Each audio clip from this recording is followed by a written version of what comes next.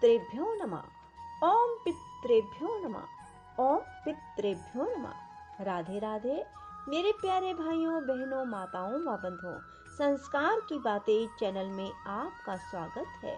बंधुओं, आज मैं आपको सुनाने जा रही हूँ पौष मास की अमावस्या की कथा। बंधुओं, पौष अमावस्या 23 दिसंबर शुक्रवार की है बंधुओं, जो कि आज है। बंधुओं, पौष अमावस्या की कथा सुनने मात्र से भगवान अपने भक्तों पर विशेष कृपा बरसाते हैं। जो कोई भी अमावस्या के दिन अपने पितरों के निमित्त दान पुण्य करते हैं, उनके पितर उनसे तृप्त होते हैं और उन्हें भरपूर आशीर्वाद प्रदान करते हैं। बंधुओं, पौष अमावस्या का बहुत अधिक महत्व है। इस दिन स्नान, दान, पितृ तर्पण का बहुत अधिक महत्व है। बंधुओं, पौष अमावस पूजा पाठ और तर्पण के लिए भी बहुत खास मानी जाती है। बंधुओं, पौष अमावस्या पर बहुत उत्तम योग बन रहा है, जो है वृद्धि योग। इस दिन कोई भी कार्य करने से हर कार्य में वृद्धि होती चली जाती है। पौष अमावस्या को लघु पितृपक्ष के रूप में भी जाना जाता है, क्योंकि इस मास में श्राद्ध कर्म, तर्पण और स्नान दान करने से व्यक्ति को विशेष लाभ मिलता है। तर्पण व श्राद्ध कर्म इत्यादि के लिए अमावस्या तिथि को सबसे उत्तम दिन माना जाता है। पौष अमावस्या के दिन श्रद्धालुओं द्वारा पवित्र स्नान किया जाता है और पितरों की आत्मा की शांति के लिए तर्पण किया जाता है। बंधुओं, यह साल की अंतिम अमावस तिथि है। इस दिन माता लक्ष्मी की पूजा का भी विधान है। जो कोई इस दिन माता लक्ष्मी की पूजा करते हैं, उन्हें विशेष लाभ मिलता है। माता लक्ष्मी की आराधना करने से धन से जुड़ी समस्याएं दूर हो जाती है और व्यक्ति के जीवन में खुशहाली आती है। बंधुओं, जो पौष मास में वृद्धि योग बन रहा है, इस योग में किए गए कार्यों में हमेशा वृद्धि प्राप्त होती है। साथ ही जीवन में आ रही रुकावटें दूर हो जाती हैं। बंधुओं, पितृ दोष से मुक्ति पाने के लिए इस दिन पितृ तर्पण अवश्य करें और पक्षियों को चोगा दें और गौओं को हरा चारा खिलाएं। बोलो शिव शंकर भोलेनाथ की जय हो। पौष अमावस्या की कथा। ये एक ऐसी कहानी है जिसे आपने पहले कभी नहीं सुना होगा। यदि मनुष्य ने जीवन में पूरे सुख की प्राप्ति करनी है तो एक बार इस कथा को पूरी सुने और इस कथा में बताए अनुसार अमावस का व्रत करें। कथा सुनकर आपको पता लग ही जाएगा कि अमावस के व्रत करने से मनुष्य के पास दुख फटकने भी नहीं पाते। अमावस पितरों का दिन होता है। इस दिन पितरों के निमित्त कुछ भोजन या आटा, चावल दान में दें और गौओं को हरा चारा खिलाएं या फिर गुड़ खिलाएं और पक्षियों को दाना दें। कुत्ते को भी रोटी जरूर खिलाएं। मछलियों को गोलियां दें और कीड़े मकोड़ों को थोड़ा सा आटा और चीनी मिला कर दें। दोस्तों, ऐसा करने से आपके पितर आपको ढेरों आशीर्वाद देंगे और आपकी हर इच्छा पूरी करेंगे। बोलो विष्णु भगवान की जय। एक बार कांचीपुरम में एक ब्राह्मण रहता था। उसका नाम था देव स्वामी और उसकी धर्म पत्नी का नाम था धनवती। उनके 7 पुत्र और 1 पुत्री थी। पुत्री का नाम था गुणवती। ब्राह्मण ने 7 पुत्रों का विवाह करके फिर बेटी की शादी करने की सोची और उसने बेटी के लिए वर ढूंढने के लिए अपने बड़े पुत्र को भेजा। जब बड़ा पुत्र बेटी के लिए वर खोजने गया।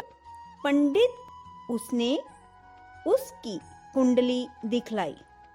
तब पंडित जी कहने लगे कि इस कन्या की कुंडली में वैधव्य योग है।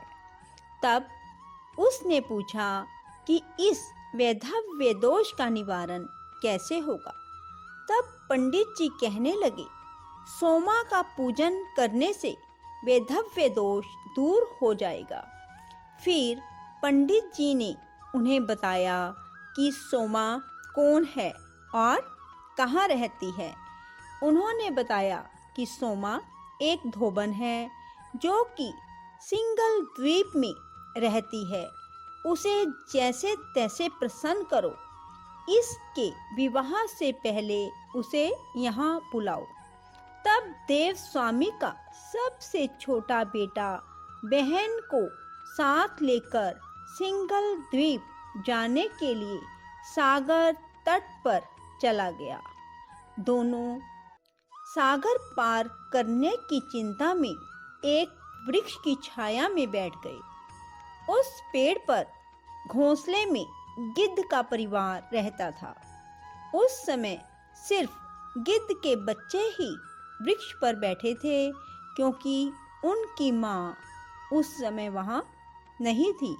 वो उनके लिए भोजन के लिए गई हुई थी। जब बच्चों की माँ आई तो उन्होंने भोजन नहीं किया। बच्चे बोले, माँ, नीचे तो प्राणी सुबह से भूखे प्यासे बैठे हैं। जब तक वे कुछ नहीं खा लेते तब तक हम भी कुछ नहीं खाएंगे। तब गिद्ध माता उनके पास आई और उन्हें बोली कि मैंने आपकी इच्छाओं को जान लिया है। आप इस वन में फल फूल कंदमूल लेकर खा लीजिए। उसके बाद मैं तुम्हारी सिंगल द्वीप की सीमा पार करवाने में मदद करूंगी। वे दोनों भाई बहन गिद्ध माता की सहायता से सीमा के पार जा पहुंचे। प्रातः उठकर सोमा का घर बुहारने लगे। सोमा के घर का सारा काम उनके उठने से पहले ही कर देते। तब सोमा की बहुओं ने उनसे पूछा कि आप हमारे उठने से पहले ही सारा काम क्यों कर देती हैं? तब सोमा बोली, मैं तो काम नहीं करती, मुझे तो ऐसा लगा कि तुम लोग मेरे उठने से पहले ही सारा काम कर देती हो। तब सोना ने कहा कि इसका मतलब कोई और आकर हमारे घर का काम कर जाता है। तब सोमा अगले दिन जल्दी उठी और देखने लगी कि आज देखती हूँ कि हमारे घर का काम कौन करके जाता है। तब सोमा ने उन भाई बहन को काम करते हुए देख लिया और उनसे पूछने लगी कि तुम ऐसा क्यों करते हो। तब भाई ने सोमा को बहन के वैधव्य की बात बताई। सोमा उनकी सेवा से बहुत प्रसन्न थी और उनके घर पहुंचने का वचन देकर कन्या के वैधव्य दोष के निवारण का आश्वासन दिया। पर भाई ने उनके साथ ही जाने का आग्रह किया। तब सौम्य उनके साथ चलने को तैयार हो गई। सोमा ने अपनी बहुओं से कहा, मेरी अनुपस्थिति में किसी का अगर देहांत हो जाए तो उसके शरीर को नष्ट मत करना, मेरा इंतजार करना।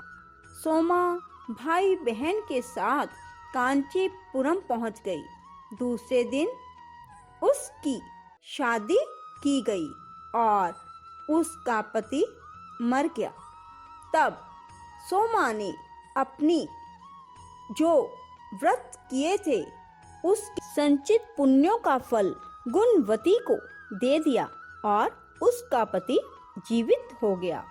उधर संचित पुण्य उसे देने से सौम्या के पति, पुत्र और जमाता की मृत्यु हो गई।